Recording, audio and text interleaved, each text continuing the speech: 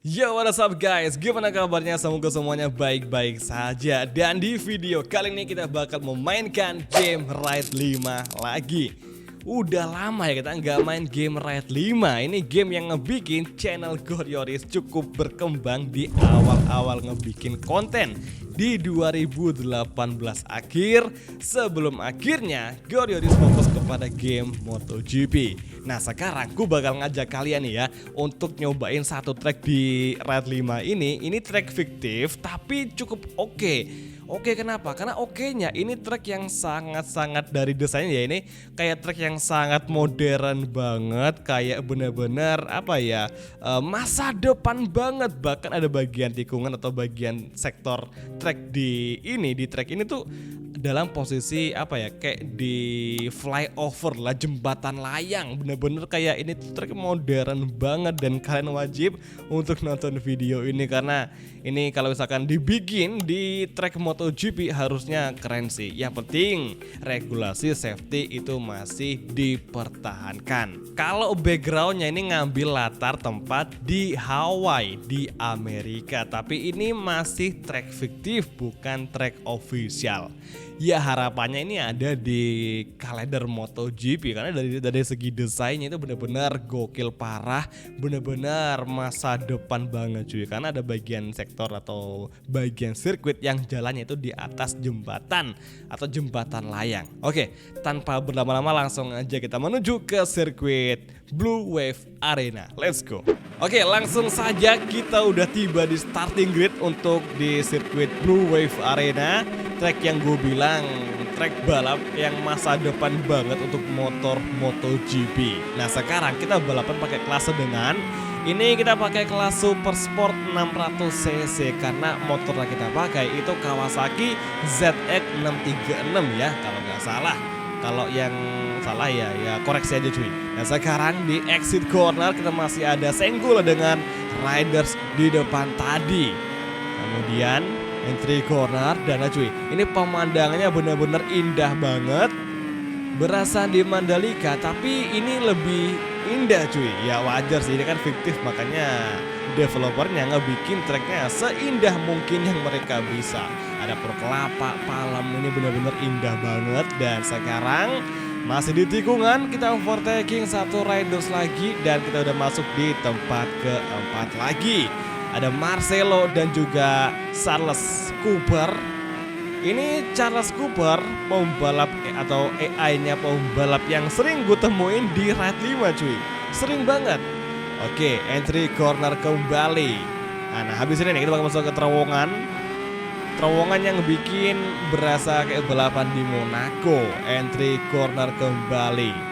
Oke, tikungan hairpin, inilah dia satu bagian yang ngebikin ini track berasa di era modern. Ada terowongan atau tunnel yang desainnya tuh bener-bener seni banget. Kemudian langsung disambut sama tikungan yang ada di jembatan layang. Ini gokil parah, ini yang ngebikin gue ngerasa track ini bener-bener track masa depan bagi MotoGP. Ada dari segi posisi tracknya yang ngegantung di atas itu kan, terus juga ini modelnya kayak jembatan layang, jadi benar-benar bagus banget ngebikin track ini tuh indah banget buat dimainkan. Pokoknya meskipun ini fiktif tapi kita betah banget balapan di sini. Harapannya sih nanti ada modder yang ngebikin track ini dimasukin di kalender MotoGP 24. Gue sih pengennya gitu supaya ya sebuat seru-seruan lah ya. Gambaran jika MotoGP udah masuk di era masa depan itu kan. Oke, satu lap aja ini butuh sekitar 2 menitan lebih, jadi cukup panjang. Panjangnya mungkin ya kayak 11-12 sama sirkuit Silverstone yang ada di Inggris. Hanya saja kalau di Silverstone itu pemandangannya biasa aja dan kita udah bosen karena udah sering main di situ. Nah kalau di sini pemandangannya indah banget. Ada pegunungan berapi gitu kan. Jadi ini benar-benar indah dan ngebikin kita merasa tidak bosan. Apalagi jenis dari trek ini konturnya ada naik turun, kemudian kita bisa masuk ke terowongan atau tunnel. Terus juga ada bagian sirkuit atau tikungan yang berada di atas angin, tepatnya di jembatan layang cuy. Ini gokil parah. Kalau beneran ada track kayak gini pasti tiketnya mahal sih. Soalnya konstruksinya yang nggak main-main cuy. Rancangannya, arsiteknya, desainnya semua harus diperhitungkan. Kalau soal safety track ini gue rasa kurang sih, karena di bagian area run off itu kurang lebar, apalagi di bagian tikungan ini tadi itu untuk area run off-nya terlalu dekat sama tikungan atau sama lintasan. Sama kayak ini juga, ini cukup berbahaya. Oke, sekarang tanah lagi. Ini berhasil dimurahkan oleh versi motor dan langsung kita disambut sama jembatan layang. Ini gokil parah sih. Kayak berasa apa ya? Hati kecil gue tuh kayak ngerasa bahagia banget kalau ngelewatin sirkuit atau trek bagian ini. Fiktif tapi benar-benar seru banget. Oh iya, ini mirip sama Hot Wheels cuy. Berasa kayak trek mainan gak sih? Enggak lah. Oke, sekarang kita udah sampai di sektor ke-4 sepertinya, menuju lap selanjutnya. Lap kedua akan segera berakhir dan kita masih terus fokus untuk mengimbangi pembalap yang ada di depan.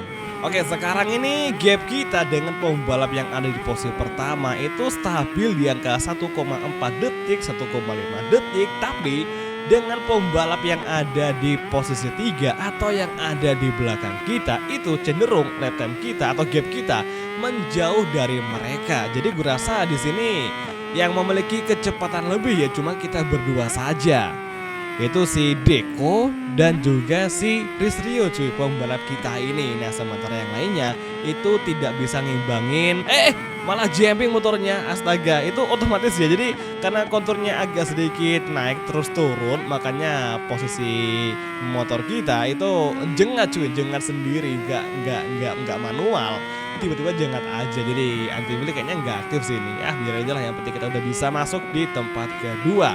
Jadi cuma dua pembalap saja yang bisa kencang sampai saat ini, yaitu si Deco sama si Rizrio aja. Karena sampai saat ini gap kita masih cukup bagus dengan si Deco cuy. Oke, entry corner. Ini kalau ada sekitar 3 lap lagi mungkin ada kemungkinan kita bisa ngedeketin si Deco untuk merebut posisi pertama. Dan sekarang inilah dia terowongan kita sebelum jembatan layang. Ini enak banget, suaranya kayak berdengung kenceng di telinga. Oke, jembatan layang kita agak nge-shortcut tapi nggak kena penalti, aman. Oke, tikungan 12 menuju tikungan ke-13 guys. Masih full gas lagi. Ini pakai CC 600-an cukup sedengan, nggak kekencengan juga nggak terlalu lambat. Kalau pakai CC yang lebih gede atau mungkin pakai H2 itu gue rasa terlalu overpower. Nah, last corner. Emang sih, dari dulu gue tuh kalau misalkan main game selain MotoGP gitu kan, itu gue paling suka balapan di kelas sedengan, medium seperti di kelas 600cc ini. Jadi yang enak banget dan ya pokoknya nggak terlalu kenceng juga nggak terlalu lambat. Oke, akhirnya balapan telah usai dan kita mentok di tempat kedua saja dengan kompon medium dan juga medium. Lap time paling kenceng kita 2 menit 6 detik cuy.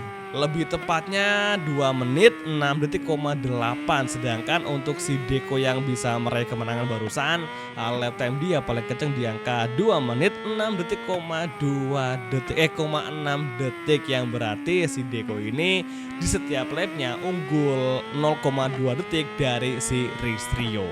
Kita pakai Kawasaki dan si Deco pakai MV Agusta F4. Lumayan sih, kita nggak bisa ngejer loh. Kalau yang di tempat ketiga ke bawah udah bisa kita overtaking semuanya, cukup bagus. Jadi gimana menurut kalian? Apakah track ini seharusnya ada di MotoGP atau mungkin harus ada track MotoGP yang diperbarui dengan desain seperti ini? Karena desainnya cukup gokil dan sangat-sangat futuristik banget. Pokoknya masa depan parah cuy. Jadi oke semua, terima kasih udah nonton dan sampai ketemu lagi di video gameplay di episode selanjutnya. Thank you, bye dan ciao guys, sampai jumpa.